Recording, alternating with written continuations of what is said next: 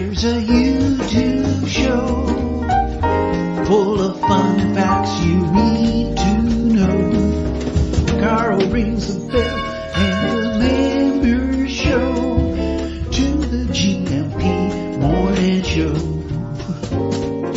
Featured guests will come and they will blow your mind. The audience will do so in kind.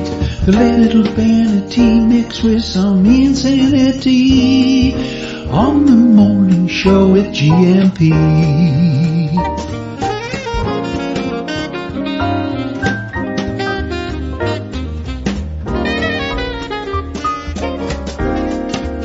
Hey, Gumpers. Hey, you Gumpers! Hola, bon dia, alegria. Munson here from expatsportugal.com with the Good Morning Portugal show, live stream and podcast. Tudo bem? Como estás? It's a somewhat uneasy feeling for me this morning, not because Nuno will be here at 9 or that Neil from Spartan FX will be here at 9:30. I mean, there's some serious movement in the currency market, isn't there? The US dollar pairing. I don't know a lot about these matters, and that's why we have experts on like Neil. But anyone who's been watching that, I think will be quite engaged and excited about what's going on, or interested about what's going on. And similarly, I see the pound has had a fall against the dollar. And as I say, it's clearly something I know very little about, or need to know very much about. For me, I'm firmly ensconced here in Portugal. I'm a euro user. And I don't have much skin in the game of currency exchange. But I know for those who do, Spartan FX are quite fabulous and spoken of very highly. And Neil from Spartan FX will be here at 9:30 on this Consumer Tuesday. And Nuno Mensch from Winsurance will be here at 9 as well to address any issues you have, any questions you have about insurance in Portugal to do with your D7 maybe, or little quirks about insuring your car, for example. Something that Gary brought to our attention about insuring your vehicle, even if it's off-road. Should somebody take it, I believe you're liable. Even if your car is off-road, should it be stolen and driven around Portugal, you still have some liability for it. So let's talk to Nuno about that and other insurance-related questions from 9, and currency exchange, foreign exchange-related questions with Neil from 9:30. Between now and then, let's see how everybody's doing. It seems to be, to me, to be one of those times where our community, or the power of our connection, comes to the fore. And I said I'm somewhat uneasy this morning in anticipation of these very high temperatures, which I went into some detail yesterday. If you have more to say on your anticipation of the great heat coming our way, a state of contingency, I believe that's where we're at. Let me just have a quick look at with you at the English-speaking news outlets of Portugal, the Portugal News and the Portugal Resident, so we can make sure we're absolutely staying on top of what's going on. We'll have a look at their front pages, their home pages, let's say. That's the great change, isn't it, that's gone on, certainly since I was a lad. Front page now is the website. not really something that used to hide your dad from the rest of the family at the breakfast table, or actually many other family so-called meetings. Okay, so T-Duck's in, Banana Slug James is in. I think I saw Cindy B earlier on. Nunu's already in as well, good man. Brian Taylor, Stephen, Deagle, Pam, and Jeff. Message in from Pam while we're talking about Pam. And it is a Consumer Tuesday. Things that may be of interest to you in terms of engaging with the community. Things to buy, things to do on a Tuesday. What's this then from Pam? Oh, learn European Portuguese. That's a pretty good line of consumption, isn't it? An activity. Hi, Carl. There are more free classes coming up on July the 26th. Would it be okay to share this with the morning show crew? Please do. PortugueseLanguageLessons.net. The reason I would recommend pretty much any approach to learning Portuguese, we have our favorites, of course. We have Philomena, of course, who was here last Friday, and Mia's course, which I think is a cracking course and all-encompassing. But people have different methods of learning Portuguese, so I don't think there's one right way. There's the way that suits you. So I'm very happy, Pam, for you to share that. In fact, I'll do that now. Maybe you would like to say a little bit more about it, of your own personal experience about that in the chat as well. So PortugueseLanguageLessons.net. free trial lesson. Thank you for asking as well, Pam. Really appreciate that. Your excellent manners and observation of etiquette there. But of course, yeah, anything that helps people learn Portuguese, very happy to see that shared with the community. Deagle, breaking news, the sun making an appearance this morning along the North Antrim coast. Live weather on the show. Thank you very much. Deagle, quite excited to see any sunshine over there in Northern Ireland. Of course, here, we're rather well. I'll own it. I'm somewhat concerned about the heat that's coming this way. We have these terrible fires over the weekend, and people preparing. Of course, forest wildfires are a part of Portuguese life, as we've seen evidently over the weekend. And we've had something like 1,200 views of the video that Gary made that's on our YouTube channel, showing how the fire consumed a great part of central Portugal's countryside. We have one child born here in Portugal, and it is the area around which he was born, our youngest. So we know Frejanda well, and I think that's taken the brunt. And people concerned, Fogos.pt is where you'll see the picture of fires that have been resolved, that are breaking out, how many personnel are involved, and of course my not warning. I don't want to make it unnecessarily dramatic, but I think it's really important that people are prepared and ready and are on top or are up to speed with what's going on, such that they can respond if necessary. The picture at Fogos.pt is, well, I suppose, I don't know. I've got nothing to compare it against, really. And it would be foolish of me to do so. But clearly, still the largest incident is the one that Gary took the footage of. And I think it says 372 personnel and 124 vehicles are involved. I don't know if that is the current number, but still clearly they are concerned of that fire breaking out again in the particular area. So, you know, Santarém, Orem, Frejanda, Ribeira do Fario e Formigais e Cumiada. Val de Cumiada is the sort of epicenter of those blazes that have been the worst over the weekend. And of course, with the heat rising again, people have concerns of similar outbreaks. Do be prepared, folks, and use this forum. Use this our community to check in. I think it's quite important that we check in with each other. There are people directly affected. There are people who might be affected. There are people who are looking at it and feeling quite upset and horrified by what's going on.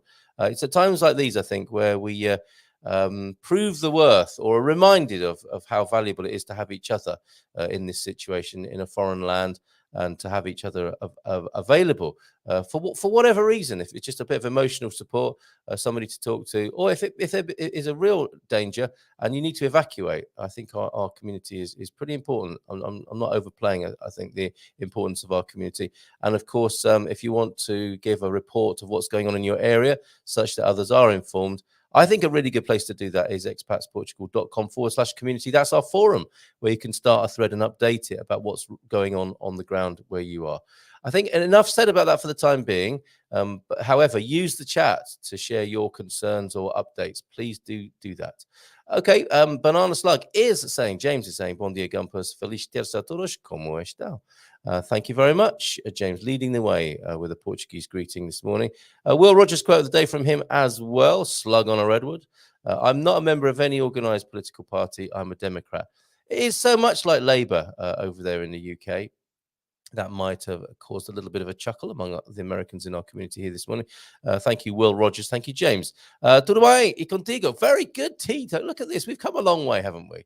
In a relatively short space of time. Well done for the Portuguese conversation in the chat. Bom dia, Alegria Campers. Saudações de mais e dia de calor escaldante em Lisboa. Rising heat, then it's getting warm. I did see Debbie, who does a lot of work for the firefighters in the Algarve, saying she was out protecting and watering her plants, and it was approaching 30 degrees already this morning. This is before 9 o'clock, of course. It's 20 to 9, and temperatures of 27.7, I think she was recording down there in the Algarve this morning.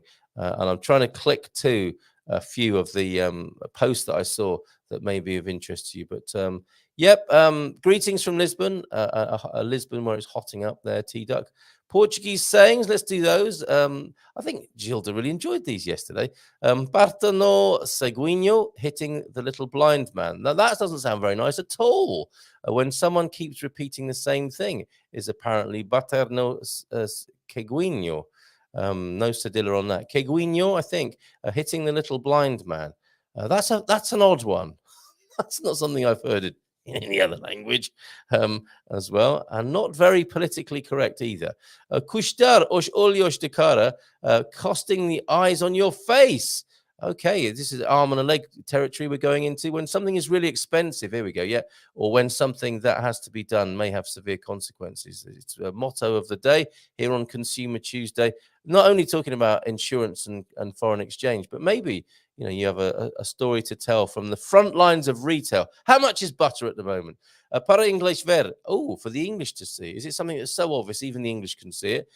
Used to describe a facade. This is a bit of England bashing from the Portuguese here. Used to describe a facade when something is being done for sinister reasons, or when something is being done for appearances. It's for the English to see. My goodness, that is a very interesting insight into the Portuguese psyche in terms of their relationship to the English. That is very, very English. It's very, very interesting. And it probably is very English as well. Para English ver, for the English to see. Thank you so much. James and T-Duck are continuing their conversation, which is worth eavesdropping on, because look, estou fantástico, obrigado. E tu? Tudo bem? Very good, chaps. Very good. Carry on, chaps, for the English to see right here. Bon dia, Carl and Gumper. Slightly grey North Antrim coast, where we got 20 degrees yesterday and a barbecue. That is the barometer of warmth in the United Kingdom there, isn't it? Shorts at the ready, T-shirt at the ready. The T-shirt could be pulled off as soon as it gets to 25, maybe even just 20. And the barbecue, of course, dry. But it's not, I suspect you're one of those alpha males, Deagle, who's not averse to a bit of barbecuing in the rain if the temperature's right. It can put up with a bit of rain if the temperature's right, can't we? Good morning, everyone. And hi, James from Nunu, who'll be with us at 9. It's cloudy in the Algarve. Oh, so he can give an on-the-spot report of how warm it is in the Algarve. And I can talk to Nunu about the pictures that he sent in. It gets about that fellow. He was up in the north earlier on this week, wasn't he? I showed the pictures of him in Ovar, of course, in the Aveiro district, and a fantastic wine cellar that he was standing in. So I'm going to download and prepare that picture so he can explain himself why he was standing in such a huge wine cellar in Ovar just recently. And a lovely picture, I think, of his Mrs. Helena there, and with a view over the river. It looks fantastic. We'll talk to him about those in a little while. So well done. Lots of lovely chat in the comments here. Bon dia, Gumpers from Brian. Bon dia from Stephen. Thanks for your company last night when we spoke to Will Thompson, the controversial Will Thompson. Not the talented Mr. Ripley, but the controversial Mr. Thompson. Not that one, the other one. Bon dia, alegria, Gumpers from Cindy B. Hello, Cindy. How's Nadadoro this morning? And bon dia, Carl y amigos. I think I caused a bit of a flurry of tittering when I refer to Nadaduro as the Nads. Probably not the best way of referring to the part of the world where you live, Cindy B. Hope you're well this morning. And JC. Bon dia, Carl y amigos. I hope you're well, Catherine and Finnegan. Baddy, bon dia, alegria. Oh, Baddy, I was going to send you a message. Tomorrow's meetup, I was thinking of having the meetup at a new venue, a little bit out of town because town's getting so crazy and a change is as good as the rest. We will do that, but not tomorrow. I think I need to give people a bit of a longer lead time on the new venue. A little bit out of town, easier to park, a traditional Portuguese restaurant where we'll have a very good value lunch, and wine and beer may flow freely. Should we see if Nunu is up for sponsoring a few bottles of wine for everybody? Cheeky, isn't it? Put him on the spot like that. Or Spartan. Maybe next Wednesday, then we can be drinking and socializing together a different venue for the Silver Coast meetup. But tomorrow's will be in the usual place and we'll move to the new place next Wednesday. Details to follow on that. And of course, this Thursday is the second of the Portimao meetups. We have a second meetup in the country in Portimao, led by and supported by Jack Polly. And Jacqueline is very happy. Jackie, very happy to be the hostess. No, I'm not going to say it. She's very, very happy to be your host, be your meeter and greeter in Portimao, and we'll have more details of that tomorrow as well when we talk more about meetups. Buenos dias, buenos di Cadiz, España, from Alan Donovan. Hello, Alan. I think you're heading this way, aren't you? As well. My commiserations to you being in Spain. Only kidding. How you doing over there in Spain? In Cadiz. I think that's the right way of saying it, isn't it? Bon dia from Pam and from Jeff this morning. Pam in Alcobaça, Jeff in Porto. Hola, bon dia to you, Jeff. And it was 43.8 in Las Vegas yesterday, where Jeff hails from, and 44 for Tuesday today. What's your temperature like this morning in Porto? This morning. Okay, let us know, Jeff. Weather reports from everybody, please.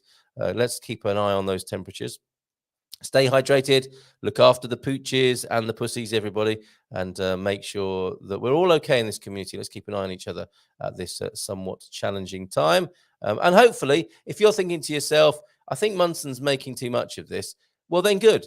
If it all comes to naught, as it were, then it will have just been a lot of unnecessary noise from me. But I think prepare. It's better to be prepared, isn't it? And for there to be nothing occurring, rather than for us to ignore it completely and just quietly hope everything's going to be okay. In these sorts of situations, I don't think quiet hope is quite enough. And that's why I'm banging on about it. George Carlin's hippy dippy weatherman forecast. Tonight's forecast, dark, remaining dark till early morning and changing to widely scattered light. I couldn't possibly imitate George Carlin. One of a kind, right?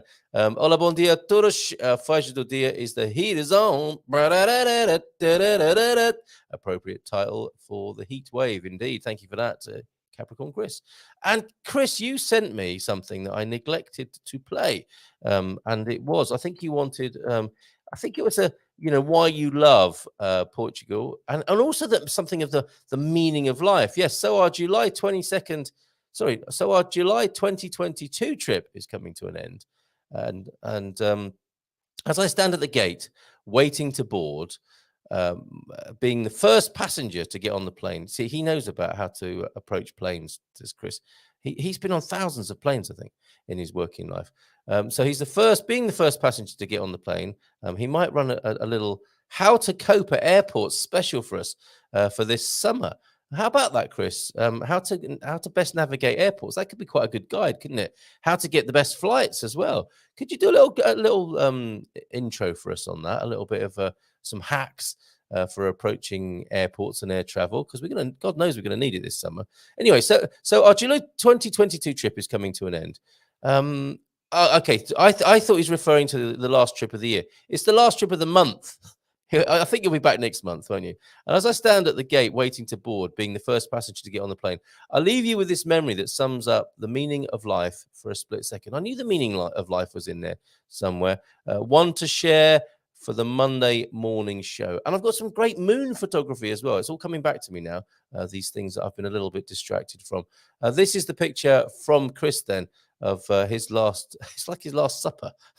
This is the meaning of life to Chris. If you have a picture that sums up the meaning of life for you, send it in and I will share it. This is the one from Chris, and it is a lobster, isn't it? Yes, a roasted lobster being consumed at favorite restaurant in Nazaré, Aqui del Mar. Aqui del Mar are quite something. I've noticed they've got a retail facility on the edge of Caldas where you can pop in and buy seafood there as well. So I think they are great distributors as well as restaurateurs, Aqui del Mar.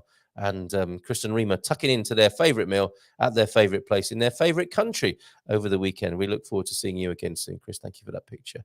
Okay, back to your chat. And let's see what people are saying. There were field fires in Yorkshire yesterday. So it is a European phenomenon as the heat is rising. Made the most of the relative cool yesterday, 25 degrees in Nazaré. Yeah, it wasn't outstandingly hot here around. We went to Caldas yesterday, and we around San Martino de Porto, we had the silver fog, the silver mist that gives the Silver Coast its name in the sky for a lot of the day. So moderated by the sea breeze for sure. But we'll be mostly staying indoors for the next few days says Pam. Good plan. So you've got a plan there. And you got a cat as well. How's your cat responding to the heat? Cats are pretty cool in the heat, if you see what I mean, aren't they? Yes, different paths that take you to the destination. I'm into memorize daily and 1 hour of antenna radio each day. Antenna tres, Deutsch or which one for you? Which of the antenna radio stations do you listen to, Deagle? I like antenna tres myself. So yeah, field fires in Yorkshire, extraordinary. Sarah from Stubal, Stubal Sarah and the Yermans. That sounds like a band. Take it on tour. It's Stubal Sarah and the Yermans. Good morning, Gumpers. From RTP News last night, Ukrainian family chose Portugal over other European countries due to the great kindness shown them by Portuguese news crew. It made sense to us. That's lovely to hear. Thank you for sharing that with us, Sarah. And Chris Smith, morning all. Now, Chris, we have a bluegrass. While we're hanging out, just chatting, sharing news, keeping each other in the loop with things.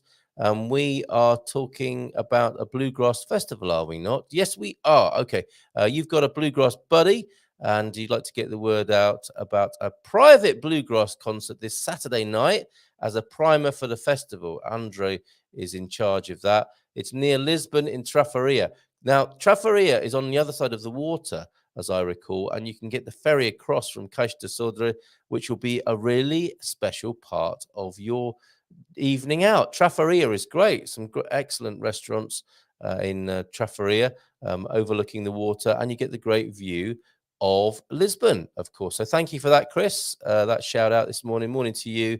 And thank you for that news about the private bluegrass party. Apart from us, we're invited to that private party by the sound of it.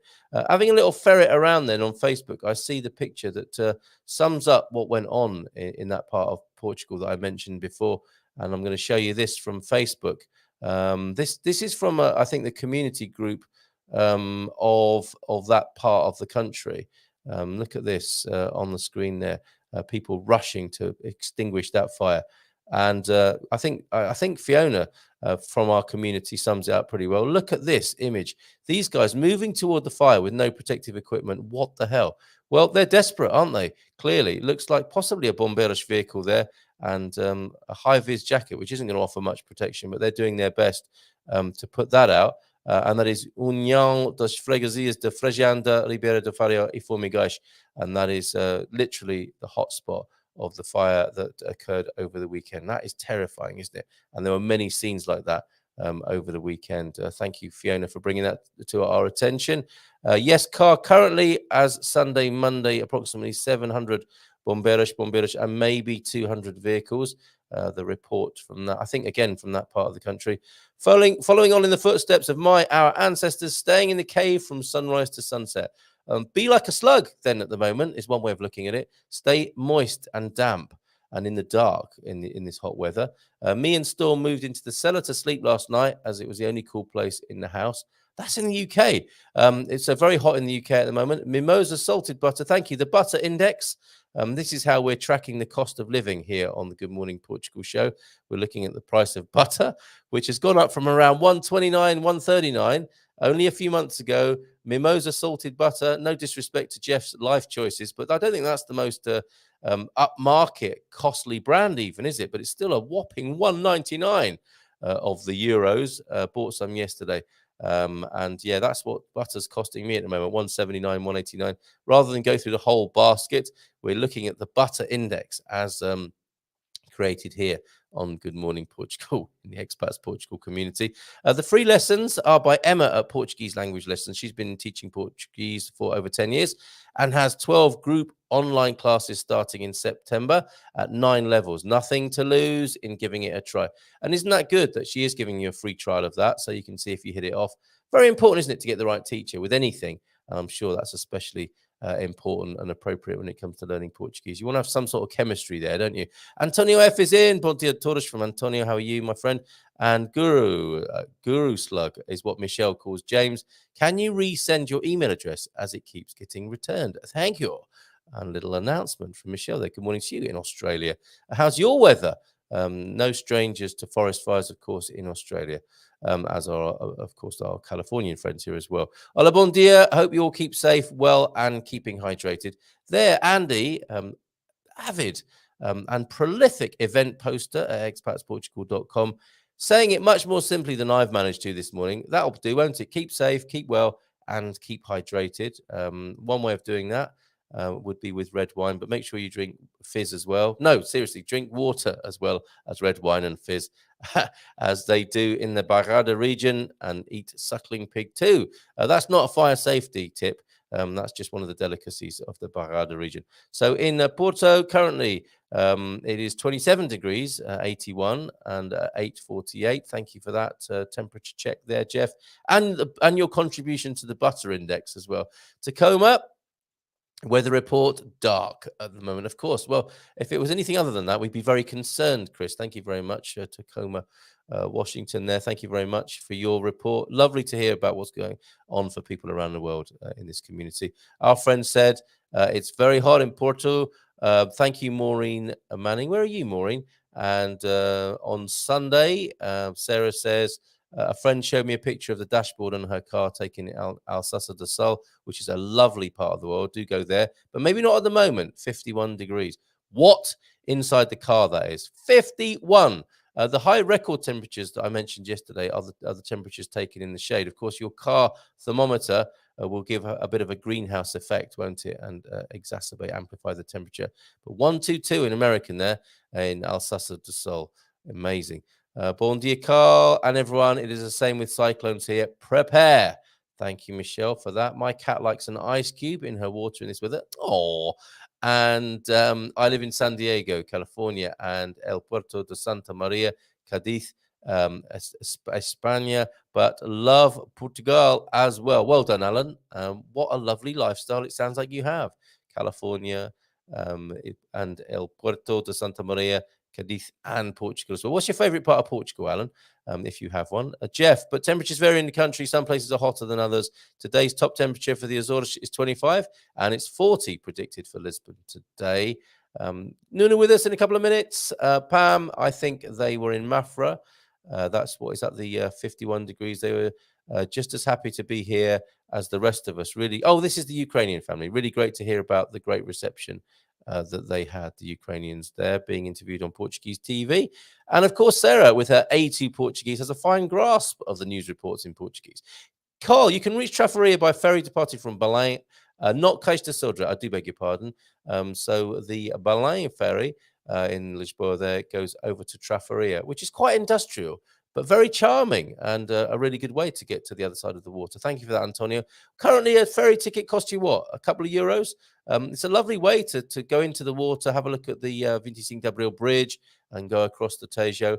We'll recommend that as part of any tourist visit to Lisboa, is jump on the ferry, depart from Cais da Sodra, or as Antonio says, Belém, pop across to Trafaria, or to, what's it called? What's that lovely place I often recommend? It'll come back to me, where the Farol restaurant is. I'm a retired airline pilot, so if you have questions, I promise not to scare anyone. We don't believe you, Alan.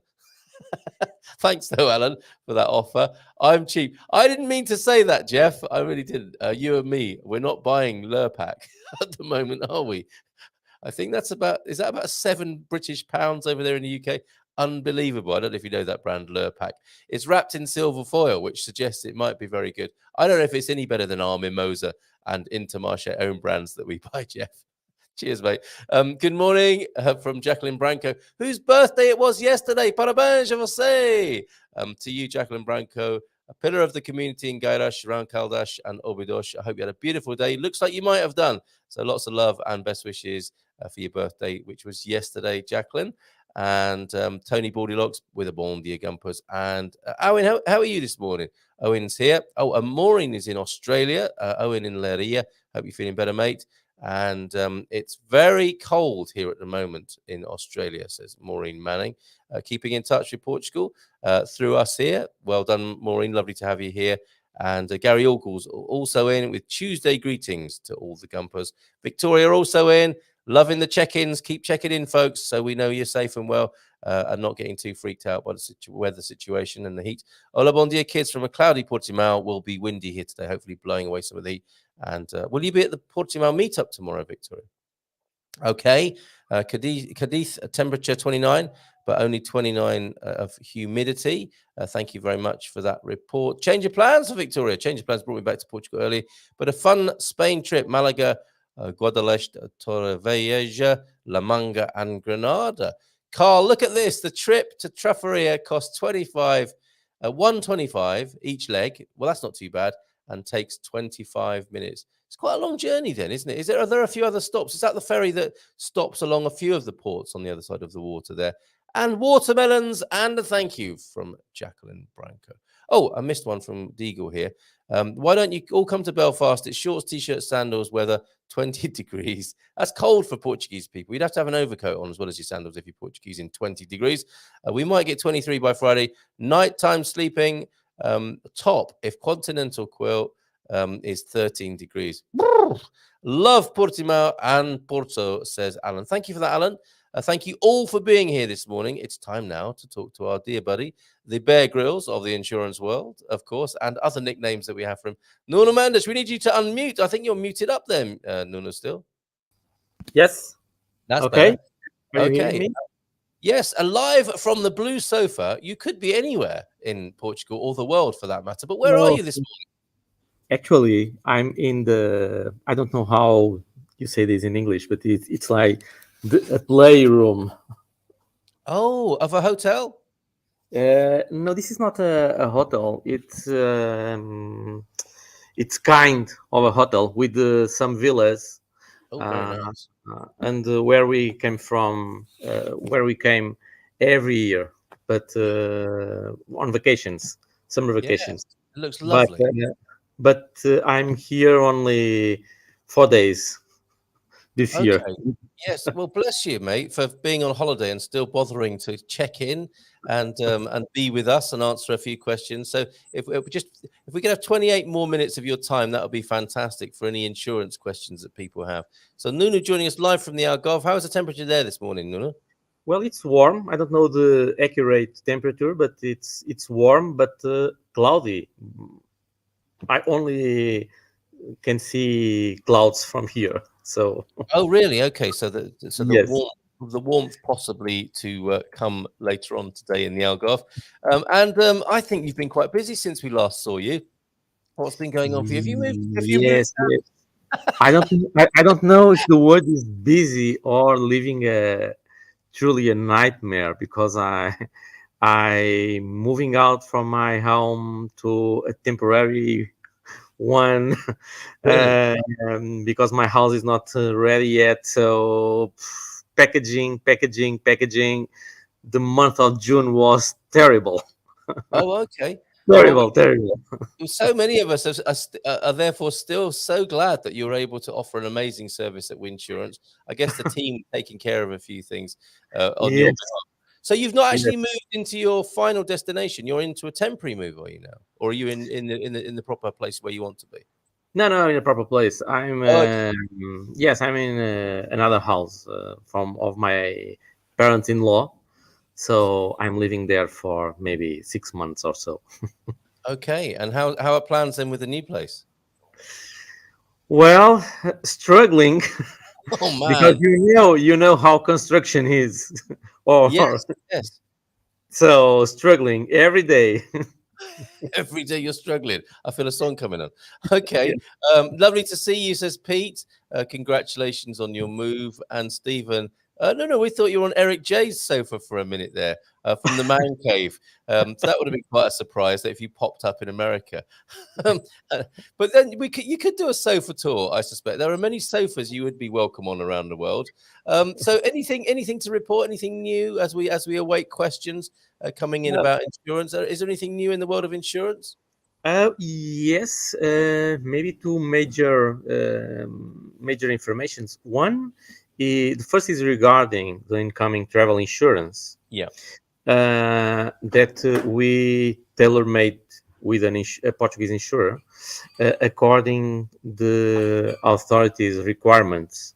Yeah. To got the D7 visa, and we 3 weeks ago we manage with them a special agreement. So we extend the territorial scope from Portugal to all the EU member states Right.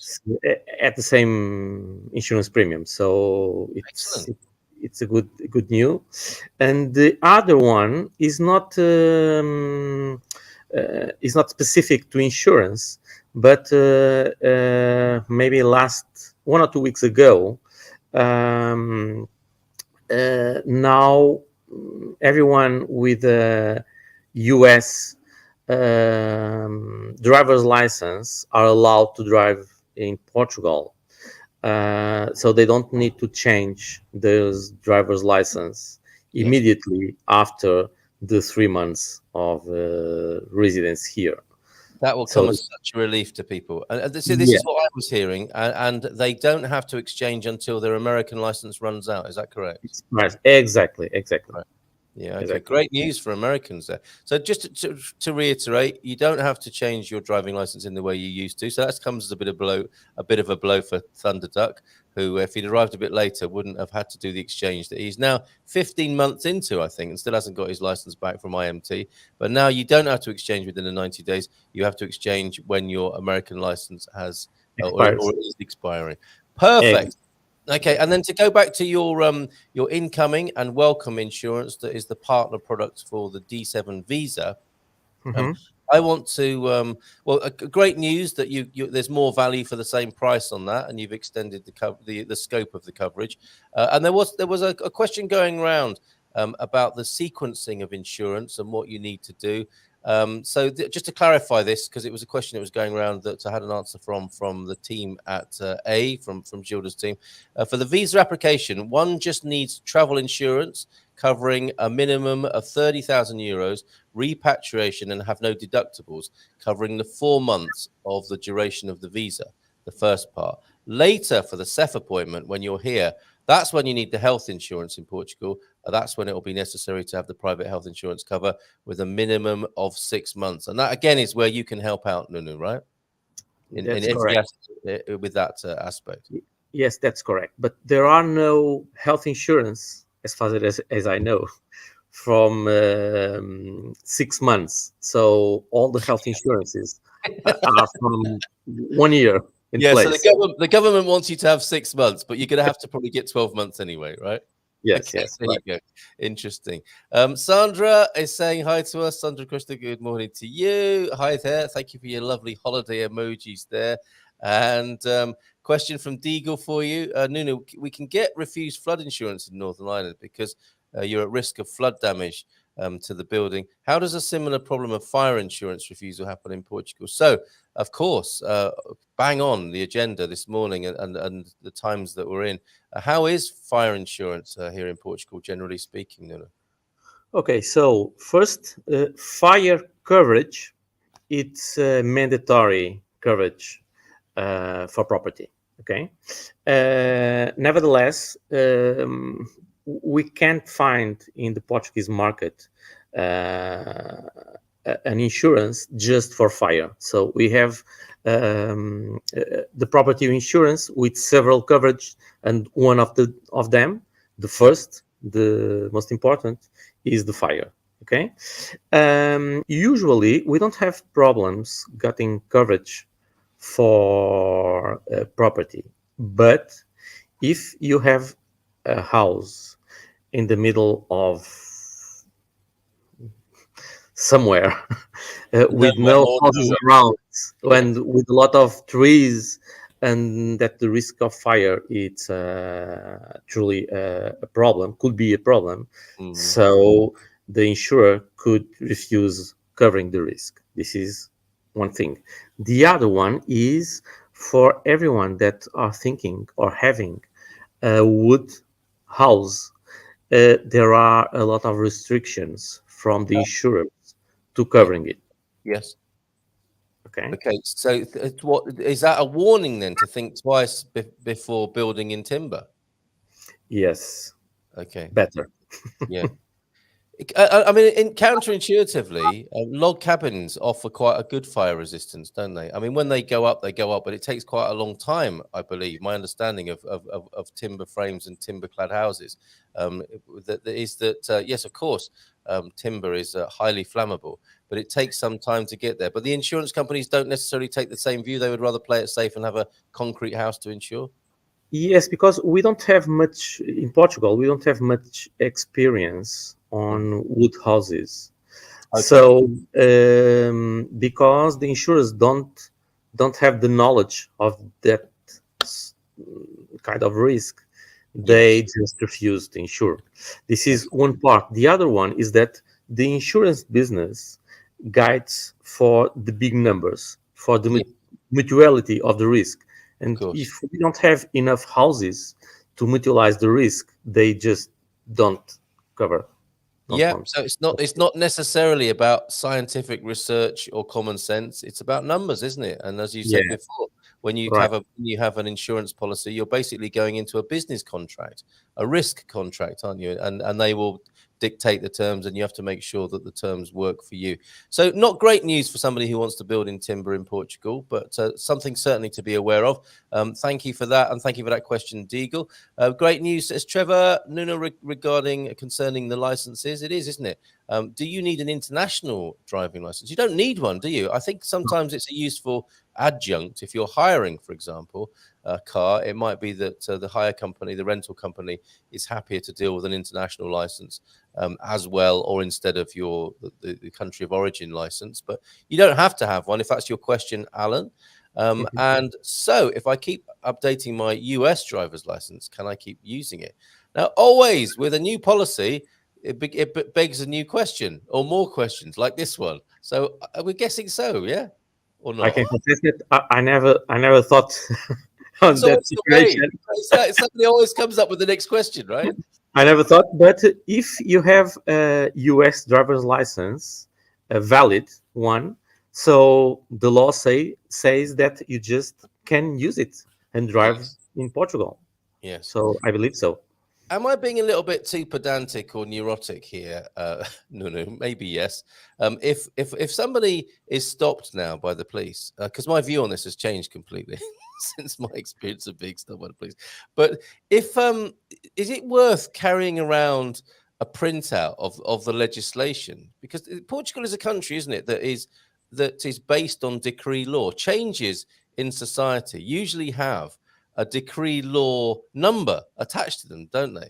So do people carry those things around sometimes, a little printout or an abstract of the law to say, let's say the police officer isn't up to speed with this, pardon the pun, which they might not be. There are so many changes, aren't there? There are so many things that all of these officials have to be aware of. They might not have got the memo about this. And an American says, look, I was told I could just keep driving on this until it expires. And the police officer says, well, that's not what I know. Is it worth carrying around the news article or the decree law abstract in these situations? Well, first, I believe that only a few know about this change of the law. Yes. The second is that they are just focused in finding you. So you can put the paper, but if they don't know, it's just a paper. So first they find you, and then you can complain about that. That's what I think that will happen. But I've come around to that way of thinking as well. Okay, so maybe it's worth a try. But as soon as the pen hits the paper, this is what I was told by a police officer. As soon as the pen hits the paper on the paperwork for finding you got to pay it anyway. And I think that you and I came up with the idea to budget for a certain amount of fines, maybe between 60 and 200 euros a year. Because should you be stopped, which you might be, and this is especially hot at the moment in that department as well. There are a number of initiatives going on, and I think one of the reasons given was to keep the traffic flow going. I know, let's keep the traffic flow by having a police roadblock. Yeah.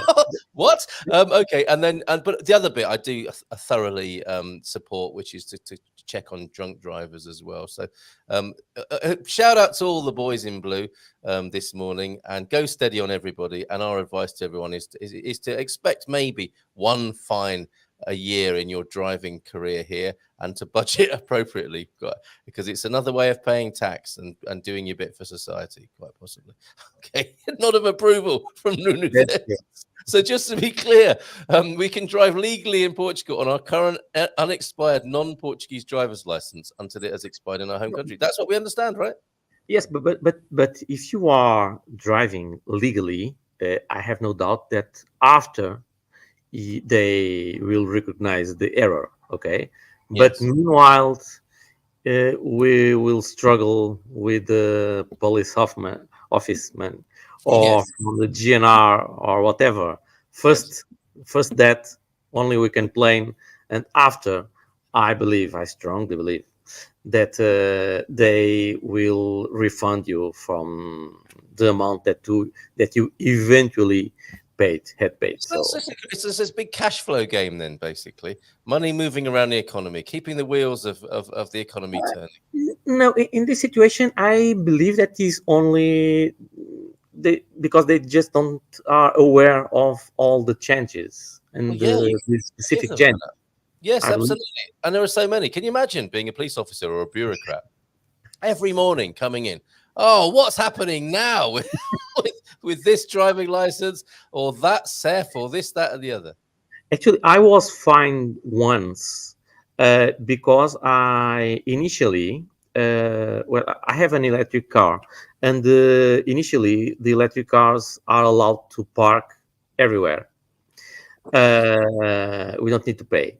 But somewhere in the time, they changed the law. And so I was fined because I just don't know that the law was changed. So, and I parked on a place that I need to pay for parking there. I've got a feeling, Nunu, that morning, the memo was, they did get the memo on that one. And it was like, okay, everyone, you can find electric vehicles parked illegally now. Okay, let's go. No, but if you want to laugh, is that when I park, it's just like 10 meters away from the police station. The police station. And I ask them, am I allowed to park there? And they just say, oh, I don't know. And the police asked to another one, do you know if, no, I don't know, but I think yes. So I just park. Then, no, you are laughing. I am. I love that. It's not funny, but I love it. How much was your parking fine, by the way? 75 euros. What? Really? That's an expensive lunch. 5 or 90, something like that. Really? That's for illegal parking. Okay. Oh wow. Okay. I got one of the lower end fines at 60 euros. I feel quite good about that now. Okay. Wow. There you go. So watch out for that. If you're being prepared. We're talking about being prepared in all sorts of ways. If you're prepared for it and take it in your stride, it's going to be a lot less stressful, isn't it? This is the best question so far. Actually, no, before we move on to the best question so far this morning, just to be clear, we can legally drive in Portugal on our current unexpired. I like it. It's almost sounding like a lawyer expressing this with each term carefully considered. This is as we understand it, right? It is not non-PT because it is for all the countries that talk Portuguese and 13 more countries. One of them is US. Okay, so it's not for every country. Okay, so for you though, James, we're assuming you've got a Californian driving license because they also want your tax dollars. You're fine with your, as we understand it, you're fine with your Californian driving license there until, as you say, it has expired. Excellent news. Quick question then: do you know any agricultural insurers for cows? Pete would like, I think, by the sound of it, is either has got some or is thinking of getting some cows, but needs to insure them. Can you help with this particular situation? Yes, it is not something that we do because we are mainly on the urban areas. But yes, we already did that. There you go. So I should have said, have you heard about insurance for cows? But I didn't think quickly enough there. Okay, that's great news about the licensing. Slug, I imagine you will still need to register your driving license with IMT. I don't think you do you? You don't have to No, register. no. No, no, no. Only after expiring, like mine, that is Portuguese. Yeah. Okay, so why wouldn't it be as simple as waiting for the exchange there? I don't think that is the case. Carry on driving until it is expired. It would be useful to have a connection to the change in the law. When would somebody find a legal reference point for this, Nuno? Well, I just have a new, but I can search and I send to you, and then Nice one. you.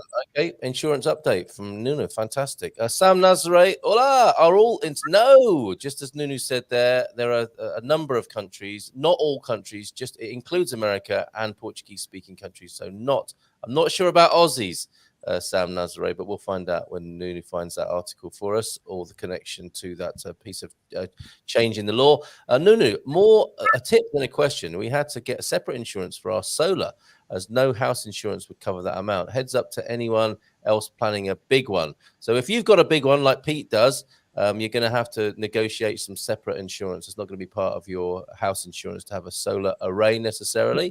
Are you No, doubting that? Okay. All right. no, we insure the solar panels, Yeah. and there are mainly two kinds of solar panels.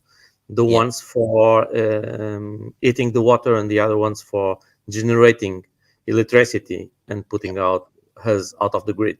Yes. So, and we just insure them through the property insurance. Yes. Okay, there you go. I think yes. I think probably Pete is referring to the size of his array, so to speak, which apparently the airlines now use as a navigation point when flying to Spain.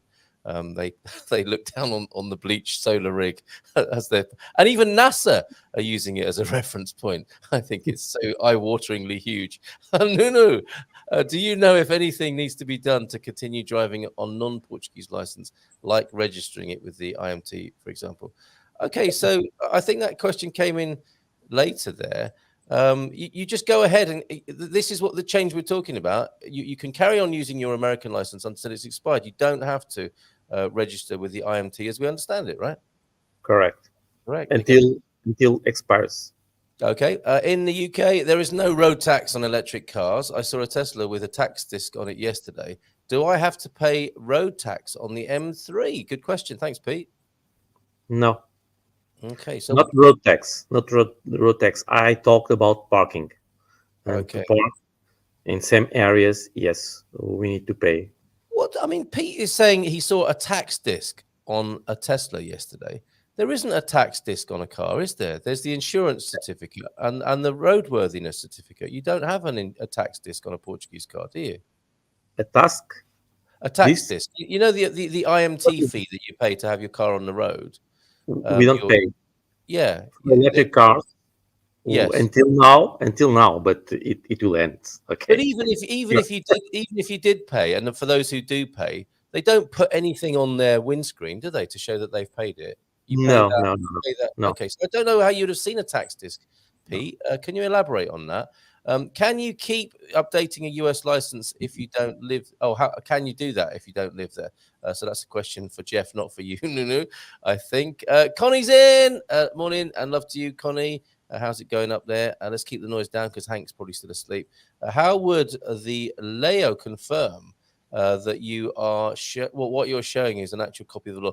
Yeah, okay, Alan. So I think that's why I was suggesting people carry their solicitor or lawyer with them as well at all times to prove the point. It's going to be quite expensive on an hourly rate, but if you really want to go to town on that and win the battle, roadside battle, courtroom, take your lawyer with you.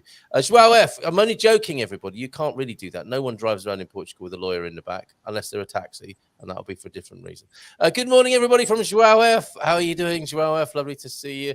And Kent is here. Hola, Nuno. Still working on finding the boombox for the test. Now, A lot of these gentlemen know you, don't they? Because you are an occasional guest, I think, in the Man Cave, and there's a big one coming up this Friday. It's an anniversary, isn't it? So quite an interesting week for the Man Cave. What is Kent talking about, though? The boombox for the Tesla. Hasn't it already got a sound system in it? Yes, it's the new ones have a speaker, and we are allowed, for example, through our mobile phone, say something, and when the car is maybe a mile ago or so, people are hearing what we say. So, well, Very it's good. Keep those. entertainment. It's not about cars; it's about entertainment. Yes, keep those Tesla jokes coming, everybody. I once got a parking fine in Tamar. Look at this, eye-watering amount of €3, almost worth parking illegally. Sam Nazare. So one can keep renewing an international license to avoid the lengthy exchange process. I suppose technically, yes, if you're driving around on an international license. But let's ask Gilda that on Monday. And I think Carla would have something to say about that. Actually, others listening this morning might have something to say about that strategy. On Sunday, my mate took a photo of a paddy wagon parked where he got fined. Is a paddy wagon a police vehicle? Is that what you mean there, Andy? They were in the cafe. He wasn't happy. They were. Let's assume they were on official business. And they were, or maybe on an emergency. They were really dehydrated, possibly, and had to get into the cafe for a drink. Okay, paddy wagon indeed. Basically, all countries who are currently eligible for Portuguese exchange, I'm guessing. James, I think we've covered that now. Not so much the panels as the inverters and batteries, which are over 70,000. And yes, I think Pete liking my reference to NASA there. So yeah, I mean, when you get to that much spending, a liability, presumably for 70K, you are talking about a little bit more of an insurance cover there, Nuno? No, it's a normal situation. We just ensure that it's part of the house, so that no makes sense put it out of unless you have I don't know the word, but a solar installation outside of the house. I don't know what we are talking about, but if you have that in the roof, we just and the batteries are inside the house, we just insure has a regular property insurance. All right, there you go, Pete. Maybe a conversation separately with Nuno about that. And Pam, yeah, the going back to the old days when you had to register your UK license with the IMT, thought it might be the same there. And I didn't realize there were so many public enemies here. Look at this. Antonio F. parked in Amadora illegally and paid €5. Good to see that there's also the contributions to the economy going on here. Well done, everybody. Look at this. If you need it, if you do get... look at this. Good afternoon, officer. May I come back at you with decree law number 46/2022 of the 2022 July 12th of July presidency of the Council of Ministers? I think the police officer is going to think to himself, okay, we've got a right one here. Let me see your yellow vest and triangle now, because I'm going to get you for something. Right, I'm sure. I'm kidding the exchange done one way or the other, but good to know I can legally drive here until that's done. Well done. Yes, because I maintain an address there and receive mail. I also maintain a cell phone plan in my name, though. Don't pay for it, though. Okay, so that's how to maintain a driving license in the United States. It must have been a parking thing just round. Looked very tax disc-esque. Thank you so much. No problem, Pete. The holder is under 60 years of age. Now there's another part to it. You might have to exchange if you go beyond the certain age threshold where you're meant to be retested for your license, where you have to go through the rigorous Portuguese psychological tests for suitability for driving. Yes, it's gone. No? This is like to everyone of us Portuguese. Also, yes. We when we reach the 60 years old, we need to have a medical approval. And do you have to have another test, like a driving test? Not a driving test, but we need to have a report from a medical report that we are in conditions of driving. Okay, interesting. My rigorous psychological test for driving was being able to find and walk into the doctor's office and pay him That was the extent of my psychological test, which I think is not a bad one, considering I was very new to the country at the time. So there you go. It's not too rigorous, folks. Well, it wasn't in my experience anyway. Maybe if they are carpooling, attorneys in the back of the car. Yes, of course, another instance there. Leo is law enforcement officer. That's a new one for us. Thank you, Alan, for that. And bon dia from Kent to Antonio and Pete. Up early because I need to get a document to the UK this morning. The joys of working international. Of course, yes, you are up early this morning. Maybe a final question because Neil is from Spartan FX is limbering up in the green room at the moment, keen to tell us about the exciting world of currency as it is at the moment. The exchanges, a lot of people keeping their eyes on that. When you're moving the big money around, you will probably want to speak to Spartan FX. Let's see what Neil has to say in a few minutes. Nuno, I hire a lot of cars throughout the year. You must be a billionaire then, Chris. However, I take the price of car hire and rental in Portugal is outrageous at the moment. However, I take out full comprehensive cover. Is there a way I have a fully comprehensive cover from you to cover me for my rentals to make it cheaper? So this is a question I wanted to ask you myself, actually, because I saw someone else asking it. You know those umbrella policies that you can get to cover you when you're driving a hire or rental car? Do you offer that service, Nuno? No. You need to be insured through the insurance of the rental cars company. Okay. So there's no way of doing it from another way. All right, sorry, Chris, not good news there for you on bringing or covering yourself. I mean, how much is it costing you to hire a car for the week at the moment, Chris, in the Algarve, for example? I believe the cutoff is 65, not 60. Portuguese, you have to retest at 60. So, okay, yeah. I don't know. Because I don't read yet. It's years. Yes, another 20 years for Nuno before he has to worry about such things. Decree law applies to citizens of CPLP and OCDE countries, and the driver must be under 60 years of age. So another angle there. You got to be under 60. License must have been issued less than. Okay, we're in the long grass. We're in the long grass officially, everybody. Thank you, Nuno. But before you go, what were you doing in this wine cellar the other day? That is incredible. Did you have enough to drink there? Actually, it's a restaurant. It's not a wine cellar. Also, they sell wine, but it's mainly a restaurant. Hell yeah, they sell wine. I mean, I can't see any food in there. I can see some legs of pork hanging up. What an incredible place! Where is this, Nuno? It's got wine in the ceiling. No, it's yes. There are also wine in the ceiling. No, this looks like a bunker. This looks like an apocalypse bunker for an alcoholic. It's a wonderful place, and it's a very good restaurant. So the food is very good also, and with a spectacular view also. So I truly, this is my oldest daughter. Oh, okay.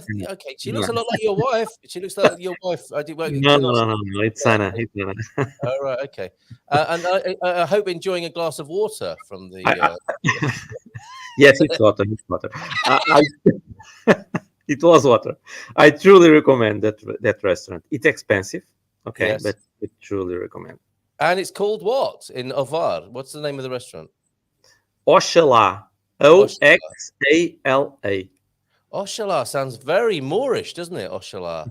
Yes. So Oxala, Oxalá in Ovar, and there you are. Oxalá. It's maybe a non-formal Portuguese word that we say that I expect. Oxalá. Oh, like inshallah is like in God willing, and I expect. Let's hope so, sort of thing. Yes. Okay, very good. No, always fun talking with you. Enjoy. Thank you so much for being with us whilst you're on holiday. Thank you. It's a pleasure. Lovely there. Take care in the heat of the Algarve this afternoon, and we will see you again soon, my friend. Maybe possibly on the Man Cave anniversary, the Cave-versary, I think they're called. Sure. I'm sure. Até logo. Muito obrigado. Bye. There he goes. Everyone. Thank you. Okay. Isn't he great? That's Nuno, the Bear Grylls of the insurance world there. I wonder how he would describe Neil Poynton from Spartan FX. Is he the Bear Grylls of the currency world, I wonder? Good morning to you, Neil. Good morning, Carl. How are you? Okay? Oh, well, thanks. Yeah, how are you? Yeah, very well, very well. We're enjoying some lovely weather in the UK at the moment, so it's very, very hot, and we're not used to it here, of course. So yeah, but a pleasant change of weather here. It's getting up to around 30 degrees this week. So Is it? Thank you for putting your shirt on. I really appreciate that because yeah, I've got nice fans surrounding me just to keep me a little bit cooler up here. But yeah, all good. it's almost like the British law, isn't it? As soon as it goes over about 23 or 4, British men have to take their shirts off. So I do appreciate you being formally dressed for this occasion, despite the heat. Well, I didn't want to scare everyone this morning, so probably best to have the shirt on. Well, talking of scary things, how is that currency world looking at the moment with the rates? Is it exciting times, right? Yeah, very much so. I mean, look, we've seen some incredible movement over the last kind of 12, 18 months in general, but now we're continuing to see sort of levels we haven't seen for many years. I mean, that you're talking dollar to euro at the moment is the best level now since the very early 2000s. We've got the highest level for Canadian dollars into euros for over 10 years. We just seem to continue to break boundaries and continue to strive forward. So we're, as of this morning, the last I checked, but a few minutes ago, we were testing the parity levels for dollar euro, which is something that I know has been spoke about. I didn't personally know whether we would see it to this point, but yeah, very interesting. We've seen lots of factors influence this, both from the US side and the European side more at the moment. But yeah, I mean, these are just some incredible levels and great opportunities we're seeing for a lot of our clients at the moment. And it's certainly been a busy few days with lots of our US and Canadian clients keen to take advantage. And even our UK clients aren't missing out completely at the moment. Whilst we're not at sort of 10 and 20-year highs, unfortunately, we are at the best level we've had for a couple of months, even for our UK buyers of euros who are also sort of dipping their toe in the water and taking advantage at the moment. So I think there's lots of positives and lots of good news for a lot of our clients currently. Excellent stuff. And to be a client, if people just need to go to the website and get a free account with you, it's all very straightforward, isn't it? And I know there will be people in the community here stepping forward to say, yes, Spartan, love dealing with them, nice and easy. And you get a named person. Well, more than that, you get someone who will speak to you, a real human being that talks to you. And I think that's what people love about Spartan FX. Are people getting into speculation then? I mean, a lot of what we're dealing with here is people moving the big money around for a house purchase, for example. And as Sarah always says, it doesn't have to be just for the big purchases. It can be for any type of spending that's going on the new side of the water, as it were. But are people feeling a little bit of having like a bit of a flutter with the rates being so good? Is that going on for people as well? We don't actually facilitate speculation, unfortunately. The way we're regulated, it has to be for deliverable FX. So we don't deal with pure speculation ourselves. But I mean, you're very right in mentioning that it's not just for the big house purchases. I mean, we have a lot of our clients over the past couple of weeks that have maybe bought their house in the last 6 months or year, and they're moving over some of their savings, retirement funds at the current time, because the levels are just so exceptional that people are topping up their bank accounts, taking advantage of where we are. So, it's not just all been those big house purchases, timing wise, it's not always perfect when you do that, but a lot of our clients at the moment are seeing the benefits and getting a fantastic return on your money. I mean, if you'd have bought a house a year ago, your money now is worth 20% more than where it was at that point. And there's very few investments that you could see a 20% return in a year. I'm not one for delving into Bitcoin and the crazy world of cryptos personally, but yeah, I think on the return on funds, the benefit people are getting. I mean, look, I think for me, the movement of clients speaks for itself. We put out alerts, we tell people what's going on, but the clients make that decision. And when you see lots of our clients coming in to take advantage, it's normally a good indicator that this is a great time to be doing something. Okay, let's look into some of the reasons for that in just a moment. But look, we've got this in. Neil, my brother, not literally, But this is the level of customer service that has comments coming in like that. So I think James, pleased to see you this morning. So what are the reasons? And the thinking behind my question is, and I think this will be the case for other people. Is like, okay, so if for the reasons you're about to give, for the or it's an opinion, we understand that about the rates being the way they are. How long might that continue? And I know, again, that is goes into the area of speculation. You're not a financial advisor or a speculator, but I'm sure you've got an opinion on it. So what are the reasons for it being like it is at the moment, do you think? Yeah, I mean, I think one of the main things is the dollar strength has been a key factor in a lot of the movement we've seen. That when you get times of trouble and crisis, the dollar tends to outperform currency pairs because it's seen as a safe haven, similar to gold, where in any times of crisis, financial or otherwise, when we saw the pandemic, the dollar gets a lot of money pushed into it and elevated and taken out of stock, shares, various other investments, and the safe haven appeal of the dollar always benefits in these troubled times. We've had a very long, drawn-out, ongoing saga with Russia and Ukraine. Again, it's one of these crisis points that sees a lot of money move into the dollar. I think you're starting to see the kind of elevated effects of rising energy prices. The cost of living in Europe now is actually influencing and weakening the euro quite substantially. And Europe have been one of the only kind of key nations that hasn't raised interest rates to tackle rising inflation. They've sat on their hands. They haven't taken any key steps. And in reality, every other major nation is actively and quite aggressively raising their interest rates. So when you raise interest rates, your currency but generally benefits. Again, US have been the most aggressive, and while we've seen the US with the greatest benefit, Europe have been the least active, and while we're seeing them currently under pressure.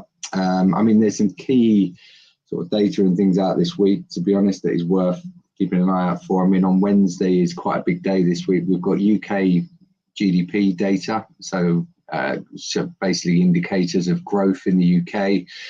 I think it's going to be one of the first readings where we see that drop quite substantially. That's what the market's expecting. And again, in the UK, it's one of the things that's seen the pound leg the dollar somewhat recently, because we've got rising inflation and everyone wants the government to raise interest rates to tackle that. We've also got slowing growth. And when you raise interest rates, you hamper growth. So there's a fine balance between the two. And ultimately, I think the UK have been less aggressive because they're trying to half tackle inflation, but half keep growth on a steady trajectory higher. And it's between the two is why we're seeing the pound somewhat neutral and not benefit as much as the dollar. We've also got US inflation data coming out on Wednesday. Again, another key factor in perhaps whether we're going to break through this parity level, that if US inflation is continuing to rise, it's going to indicate that we're going to see more aggressive rate hikes from the US further down the line as well. So, again, it's another key figure to keep an eye out for Wednesday. And also on the Canadian side of things, they've got their rate decision Wednesday as well. They're actually the market is expecting them to raise interest rates by 0.75%, which will be their most aggressive rate hike since around 1998, I believe. So, the markets are breaking to levels we haven't seen for such a long time. We're going into levels that haven't been touched or breached for such a long period. So there's lots of little unknowns as to how far this is going to go. Is it going to continue? We have seen it at levels like this on certain periods over the last 10, 20 years, and we've seen it recover from here. So things can change pretty quickly. And I think one of the key things we always say to our clients is, look, you're never always going to know the perfect moment. We don't know it. You don't always know it. These are ever moving parts in the market, but is this a level that you're going to be happy with no matter what? I think that's the thing, isn't it? And you can facilitate that, can't you? As you said before. So if somebody has a price they're happy with, or a moment they're happy with in terms of how their currency is working with the euro, you can set up an alert to do that. You'll give them a call, or Or you'll do the transfer at that point? We can work limit orders, so you can actually target a particular rate in the market. You can actually ask us to alert you when it gets to a certain level, and we can inform you, and you make your decision as to whether you want to move forward at that point or not. I mean, we are sending out rate alerts to our client base quite regularly at the moment, because we keep breaking through new barriers and hitting new highs. So we're continually trying to keep our clients aware of the situation, how these things are influencing and moving in the market, and hopefully that gives them the opportunity to try and take advantage when they're ready. But for me, there's always, I think, especially sometimes when you're doing the bigger transactions, when you're buying property, people tend to always have a budget in mind. You have a kind of rate or an amount that you're hoping to spend when you're buying a property. I think that's just fairly natural for most of us. And for a lot of our clients at the moment, they're so far ahead of, what they budgeted when they started this journey. When you're like 3, 4, 5, 10% ahead of your budget, it's just a fantastic position to be in. And again, a lot of people are just trying to take advantage of that. Until you've booked your currency, you don't realize those gains. So for a lot of our clients, again, they're buying their currency now, even if they're not quite ready. The house purchase isn't going through for a month, 2 months, maybe even. We've had clients that haven't even found their dream place yet, but they know it's a move they're going to make, and they're actively taking advantage and trying to get in whilst the market is in a good position, because these things don't last forever. And as I say, taking advantage when you can is a key thing for me. Very good. Excellent to know that, and that facility is available. More feedback and questions coming in then, Neil. Neil, with the cost of living crisis, can you see a recession and people not able to afford fuel, energy prices, and a crash in the market end of the year? What do you think for currency exchange? Again, we know this is, you're just having an opinion on this as somebody who's in the business. How do you see this in the way that Deagle's put it there?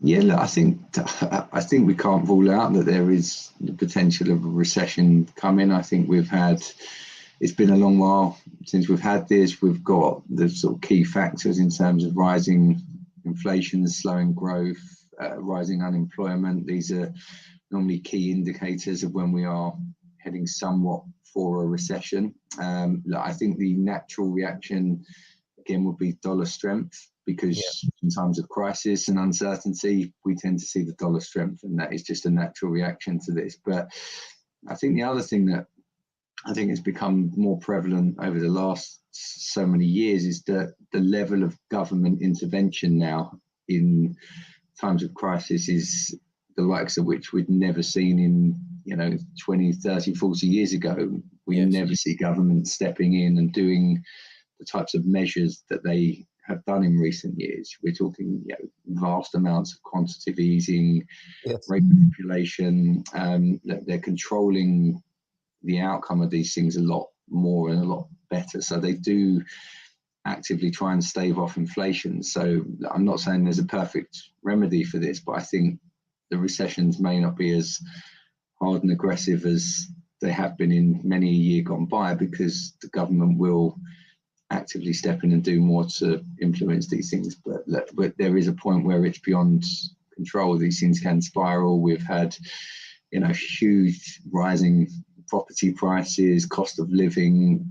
If suddenly unemployment and things go sky high as a result of this as well, it is going to have a huge impact on, I don't think just European or UK. I think this is going to be quite a global thing that hits a lot of countries and impacts all of us. But as I say, for me, the level of government intervention may soften the blow somewhat as well. So it's certainly, thank you for that interesting part. Yep, excellent. Paul Richards in the Algarve, brilliant company, 100% trust with the best rates.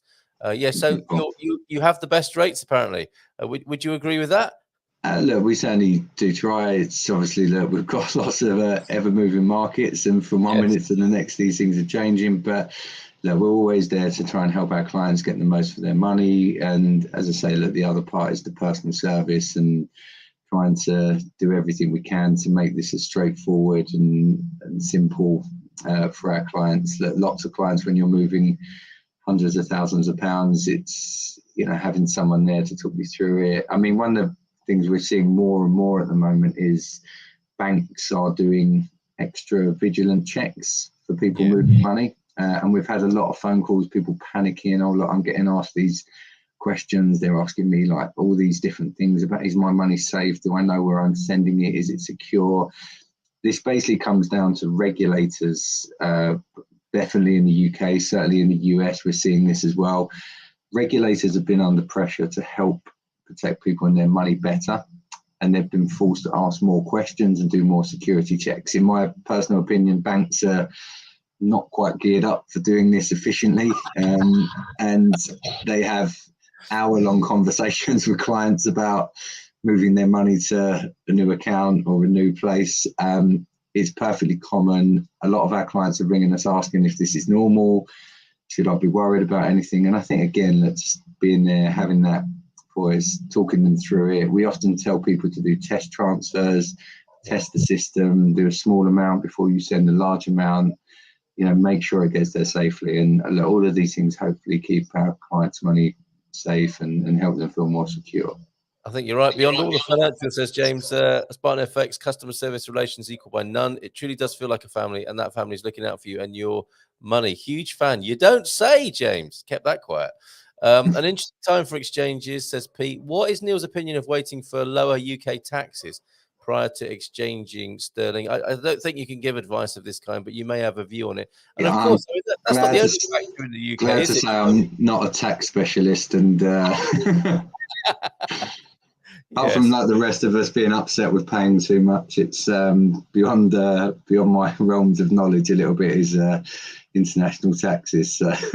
But it's not the only, the only action point or a moment that people are waiting for in the UK. I mean, there's this little matter of a new prime minister as well, which surely will have an effect on the exchange rates. It was one of the most interesting sort of movements we've seen. So your typical reaction for the pound to changing government, changing leadership of any kind, even changing key positions within sort of government, anytime you head into an election, when we headed into the referendum vote, you tend to see the pound suffer because there is fear and uncertainty of change. What's coming next? What policies are going to change? What's the new leaders going to do to influence things? So the very interesting thing with Boris and the team was that the pound actually went up as a result of him resigning. So without the UK having any idea who is coming in next, no idea what their policies are going to be, we have seen the reaction of the market being that anyone is better than what we've got in the current climate. So it was very much against the curve and not the normal reaction, but we genuinely see the pound rally between sort of 1.5% and 2% on the news that, key people were resigning, and Boris then obviously is stepping down later in the year. So it perhaps shows the sort of disarray and lack of confidence in our government of late. But I think if it could be a positive thing, then hopefully it will benefit the UK and its economy moving forward. But again, time will tell, and we will see how this is influenced. Yeah, absolutely. So, Pete, you'll have to wait and see what happens with lower UK taxes. That's a bit of a campaigning promise as well. That could take a long time to manifest if it ever does, because I think UK politicians can always say, oh, it's been a difficult couple of years. We'd love to honour our promise to lower taxes, but we're not going to be able to do it just yet. So let's wait and see with that. Cat Catcher, middle of the night here, but why not? Thank you, Cat Catcher, for joining us. As you mentioned, the UK people then have got moments to watch out for with figures being released, as have the Canadians. We've not talked much about the Aussie dollar this morning, which is messed up, according to Michelle's assessment. And also Sam is in Australia. Thoughts on the potential impact of the FOMC meetings later this month? What is that? Do you know what FOMC is? Yeah, so it's basically when the Bank of England meet for their sort of monthly review of interest rates and sort of whether they want to raise rates, add quantitative easing. Those are the sort of rate decisions they put to a vote, essentially. And if we get a majority vote, we then see whether we're going to raise interest rates or not. And this is done in UK, Europe, America. Each government, each body does their own vote ultimately. So the minutes are actually the sort of detailed notes from each of those meetings. So the FOMC one, I think it's the Fed one. So you'll see a bit more insight into what they've actually discussed. So on the day of the meeting, we see the vote decision and whether we're going to raise or not raise rates. But the minutes show more insight into how each policy member has voted, what their key thinking is. Of people who voted for a 0.5% increase, 0.75%, a quarter, or people sitting on their hands, not wanting to do things. So it gives you a better insight as to sort of what they're actually thinking, what they're discussing, and how that may influence things further down the line. So these are key factors, again, with what we're going to see in terms of future interest rate hikes. I mean, interest rate decisions have been one of the key factors in currency rate movements over the last 6 months. So these are very important things to watch out for. As I say, this week in the US, we've got their inflation figures. Again, this is one of the key things they will look at as to whether they need to raise rates more aggressively or less aggressively moving forward. So again, look, definitely worth keeping an eye out for. This will give you an insight as to what we're going to potentially see in the months ahead and how that may impact us all in terms of the exchange rates as a result. Very good. And would you agree with that assessment that the Australian dollar is messed up? Yeah, look, I mean, the Australian dollar's seen a lot of benefit from the situation in Ukraine. Look, they're one of the key producers of raw materials, as is Ukraine. And I think the Australian dollar has benefited from these goods not coming out of Ukraine. Basically, Australia have probably got some new customers and new demand for their products as a result. So we've seen the Aussie dollar strengthen quite considerably, but it's always been an incredibly volatile currency to deal with. The Australian dollar, take that, the South African rand, they're one of the most difficult to predict. They have the biggest swings, the most volatility. We've seen lots of ups and downs over the past few months with the Australian dollar, and I don't think that will change. As they're a key. Again, we talk about global recessions. One of the key export countries for Australia is China. As Chinese growth slows, so does the Australian economy. So it's influenced by a lot of outside factors. What happens somewhat in Australia is second to what is going on in the rest of the world in terms of energy prices, raw material costs, growth in China. All these things have a huge impact that are slightly beyond Australia's control to some degree, and why we see such volatility. So again, I think a great thing is just if you are moving Australian dollars, keeping in touch with your broker or giving them a good understanding of what you're doing and your time scales, and hopefully between you can work out a good opportune moment to try and take advantage in terms of moving your funds. Okay, brilliant. And that might be Neil, that might be Stephen, who Kent works with, who's been fab, and it might be Ben, who's not averse to taking the odd late night call across the time zones as well. You're all legends to various people here. A final question then, Neil, and it's a good one. Thank you, Alan, for this. How do your rates, this is our final question this morning, how do your rates fees compare with Wise? I guess you're used to dealing with this question.